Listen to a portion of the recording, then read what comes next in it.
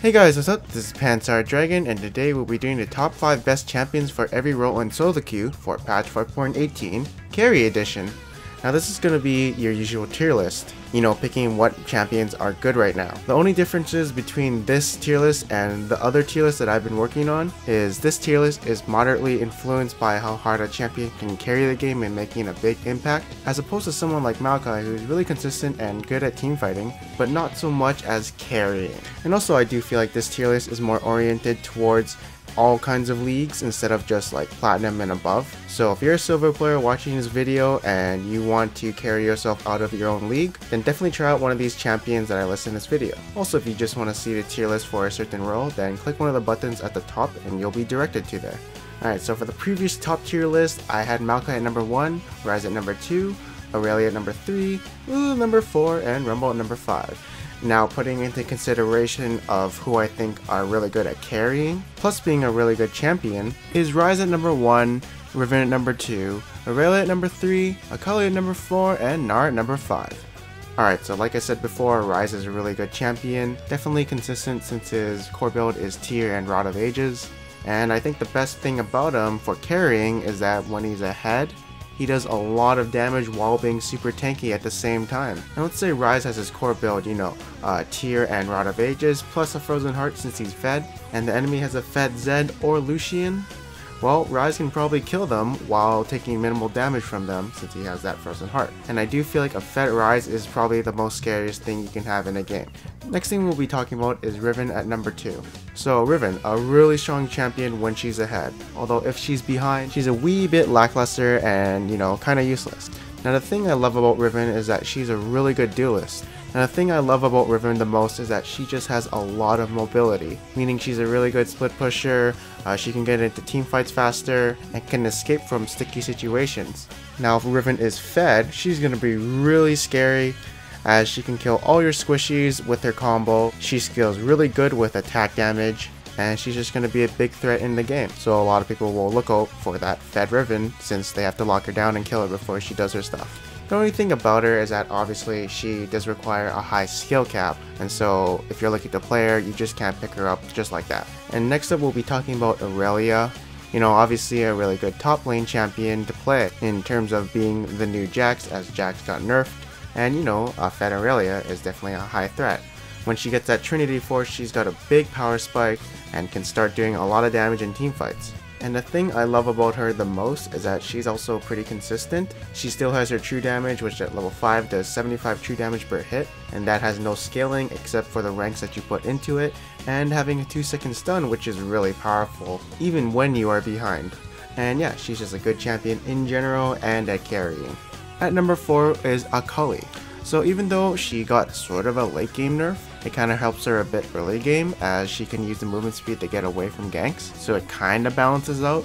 But she's still that assassin champion who excels at killing squishies, and that's why I like her. She has 3 gap closers, so the enemy squishy can't really get away. In the same sense, she's also good at picks, and she scales really well with items, so she's definitely a snowbally champion. And so if she gets ahead, she's going to be a really high threat in team fights, and once she does get her Zhonya's, it's going to be really hard to deal with her. The only thing I don't really like about her is if she loses her lane, she's absolutely useless. Kind of the same sense like Riven, and yeah, that's basically her only flaw. Other than that, she's really good for carrying games. Now at number 5 we do have Gnar. So if this wasn't the carry edition, I would have him a bit higher, probably at number 4 to replace Lulu. But anyways, I've been seeing a lot more Gnars these days, and it seems like people are figuring out how to use him finally. Now let's go over some things I like about it. So I think one of his biggest pros is that he's ranged, and for top lane that means a lot, as you do have an advantage over melee champions and can also farm from a distance. And when he does turn into big Gnar form, there's not a lot of people who can trade with him, as the bonus stats given to him is a bit much plus the CC. Now what I like about him is that he's very consistent, as he can farm from a distance, he has great base damage, and he packs a lot of CC. He also does a lot of damage in his mini Gnar form thanks to his W, and since you gotta build tanky, you make a great bruiser slash tank. And also in a team fight, if you get a really good ultimate and shove everyone into a wall, that can be game changing. and when you do get ahead as Gnar, you can start building damage such as Triforce, and then be more of a damage threat in teamfights. You know, not as snowbally as say someone like Riven or Akali, but he definitely can be a threat if he is ahead. The only thing I don't like about him is how you can't control the forms, meaning say the teamfight starts and you're at 0 rage, and then usually at the beginning of teamfights you need that CC to lock people down. So you might need that at a crucial time, but you might be stuck at mini Gnar farm for a while. Other than that, I do feel like he's in a good place right now. Next up is the AD carry tier list, and even though this is the carry tier list, it would be the same even if it weren't. So previously in the old tier list, it was Tristana at number 1, Lucian at number 2, Corki at number 3, Vayne at number 4, and Caitlyn at number 5. Now we have Lucian at number 1, Corki at number 2, Jinx at number 3, Vayne at number 4, and Ezreal at number 5. Alright, so you guys might be wondering, is Tristana really that bad after the nerfs? And the answer is, yes, I do feel like she got to a worse point for at least solo queue, as her late game did take a big hit. As now you have 2 seconds less on your rapid fire, and now your attack speed scaling is down to 2.5% instead of 4%, which is 27% less attack speed at level 18. And even though 20% of the attack speed did kind of move to her Q, you still have to take in consideration of the 2-second less duration of rapid fire. Plus all the nerfs that came before, like the rocket jump slow nerf, the explosive shot damage nerf, and of course the ultimate on a higher cooldown. You know, it's just starting to add up. And so, like, let's say you get destroyed by a Lucian in lane. The only way you could catch up is once you hit the 35-minute mark. That's when you can outscale him. But I feel it's going to take a bit longer since you gotta catch up in items instead of just levels. And I just feel like all the small nerfs are just starting to add up onto Tristana. Next up, I do want to be talking about Jinx. Alright, so I know that she's not the strongest laner, and some people can say that the game is determined by laning phase, which is sort of true, but honestly, on my own opinion, without other people's consideration, I find that she's really strong in team fights.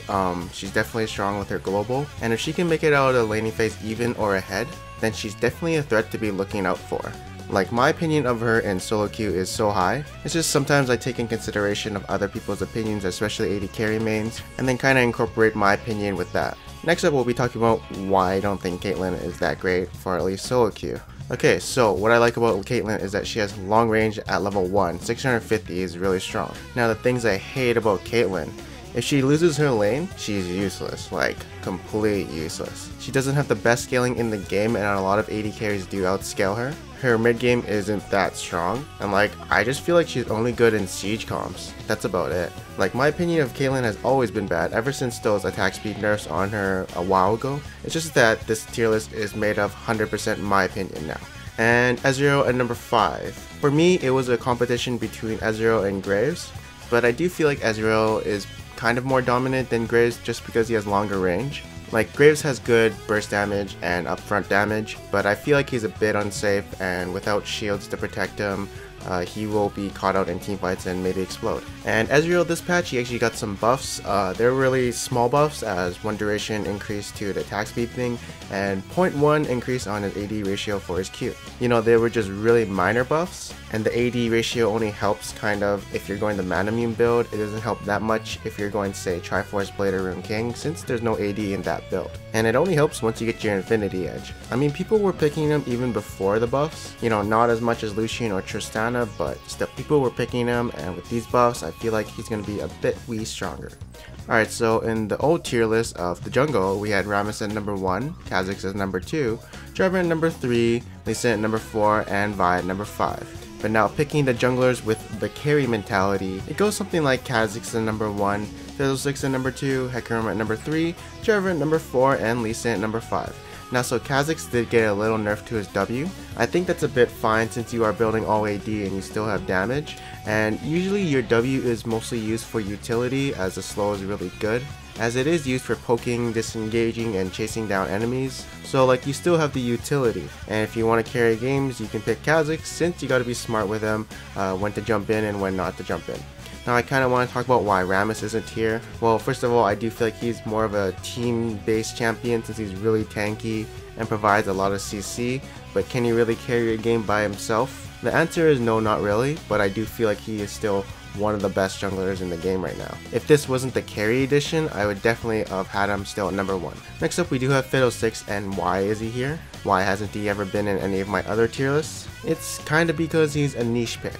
Only people who know how to play him will play him, and junglers like me can't really pick him up, as it does take time to kind of figure him out and know all the tricks with him. But for the Fiddle mains, they are really good at him. They definitely can carry a game easily with him, and one good ultimate will be game changing. Like, if there's a Fiddle main on the other team and you somehow know that, you will ban Fiddle, because they are straight annoying and scary to face. Next up we do have Hecarim. So I do feel like Hecarim is a really good champion, especially for when you want to carry. He's just so mobile around the map. He's a very good duelist when you're ahead.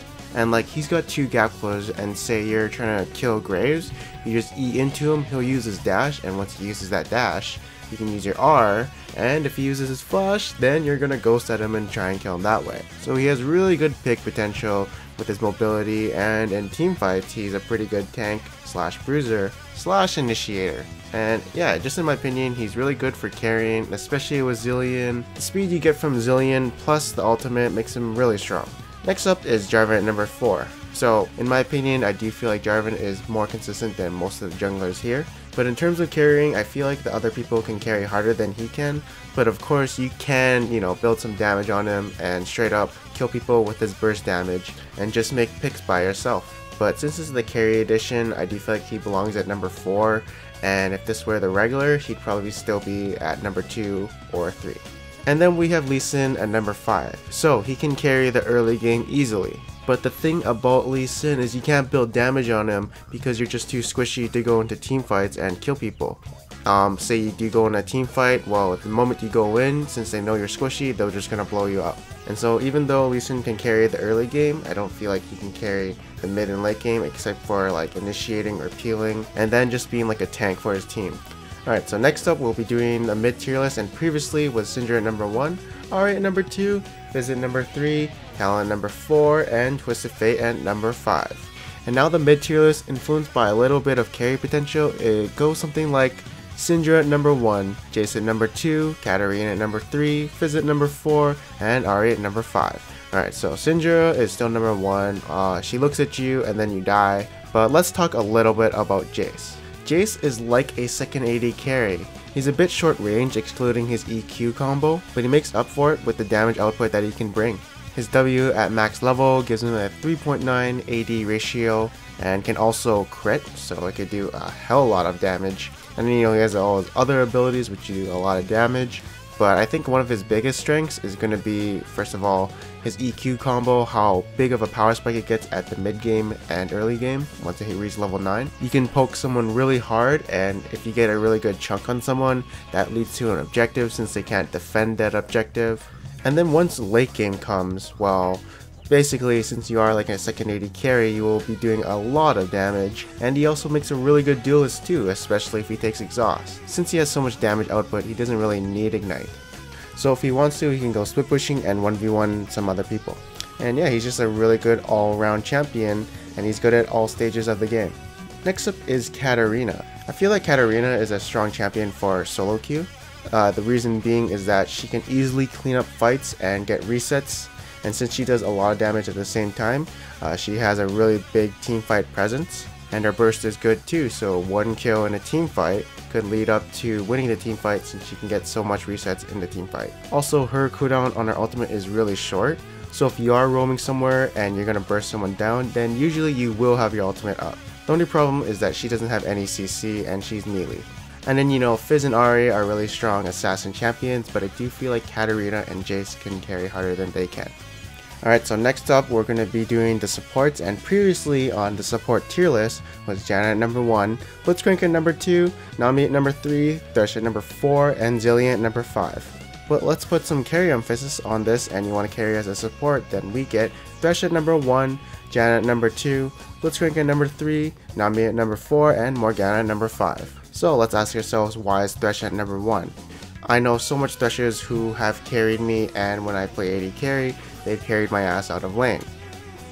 Solely because they know how to play Thresh and know every situation on what to do, or maybe they're just there to throw me a lantern so I can get away. And of course there's just so many things you can do with Thresh, so Definitely a Thresh main player are really the ones to look out for. Next up is Janna at number 2. Again, I do feel like she's more powerful than Thresh, but I will definitely say that Thresh does carry harder than her. But I do feel like she's really strong at the moment, and of course a good Janna can carry you. And one good Janna ultimate or one good tornado definitely will be game changing at some point in the game. And let's be honest, it does take some skill to play Janna. I know in like silver or gold, I've seen some Jannas flash behind the enemy and then try and knock them back and do some kind of insect thing, which is completely wrong. Like they do it in team fights, like maybe if you're catching someone, it's okay. But in a team fight, you're supposed to use it to peel and heal your allies with the Monsoon. Next up is Blitzcrank at number 3. So if you land a hook, it's probably most likely going to be a kill, or Summoner's Burn. And if you're a good Blitzcrank player, then you will be a presence known to the mid game and late game and make a bunch of catches onto the enemy, as landing that Q does take some skill, although he does kind of suffer from being completely all in lane and doesn't have any poke other than his Q, and yeah, he just can be sometimes a bit lackluster and useless. But definitely, I do feel like a Blitzcrank can win you games. Next up is Nami, so landing those bubbles, having a good tidal wave, not using your ultimate to try and initiate, more of a counter initiation tool. You know, all those things Nami players can be good at. And in lane, you can definitely carry your AD carry if you know the matchup. And now let's talk about a bit about Zilean versus Morgana. The only reason I do feel like Zilean is really strong right now is because of his global passive, which gives 8% experience to his team. And like, he's basically all utility in that sense, and he doesn't really do much except put bombs on you, speed up people, and revive people, which doesn't take that much skill.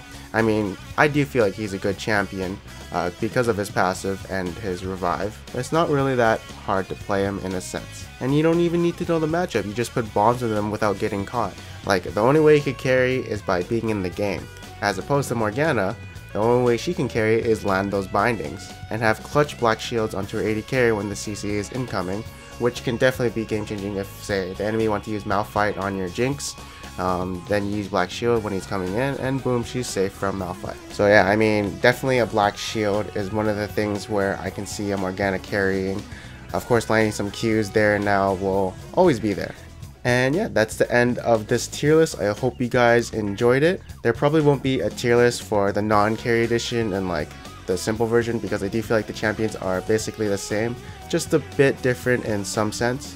And if this video did help you get some insight on the meta solo queue picks, feel free to subscribe, as I do this every time there's a big change or something like the meta shifted somewhere and there's some weird stuff going on in solo queue that I see. So yeah, I am Panzer Dragon, and I will see you guys next time.